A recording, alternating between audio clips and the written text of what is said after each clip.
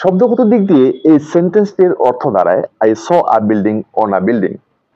I saw a building on a building অর্থাৎ আমি একটি ভবনের উপর আরেকটি ভবন দেখলাম।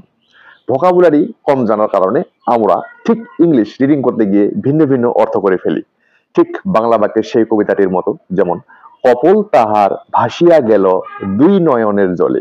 অর্থাৎ কপল যদি ভেসে যায় তাহলে নিশ্চয়ই তার পা গুলো উপরের দিকে ছিল। বাকি অংশটি বলা হয় পা দুটি তার বাঁধা ছিল তেঁতুল গাছের ডালে। আসলে কপল মানে আমরা কপালকে না মনে করে কপল কিন্তু গালকে বোঝানো হয়, মানে গাল ভরে গেলে স্বাভাবিকভাবেই থাকে। ঠিক তদ্রুপ ভাবে এই অর্থগুলো না জানার কারণে অর্থটা ভিন্ন হয়ে যায়। আমি একটি ভবনের উপর ভবন দেখলাম, আসলে এই বিল্ডিং অর্থাৎ এটা ভবন নয়, এই বিল্ডিং এর অর্থ হচ্ছে এক ঝাঁক দাঁড় কাক।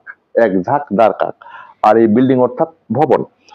এক ঝাঁক গ্রুপ অফ রক্স, এক ঝাঁক দাঁড় কাককে আমরা বিল্ডিং বলি। তাহলে আমি ভবনের উপর এক ঝাঁক দাঁড় কাক দেখলাম।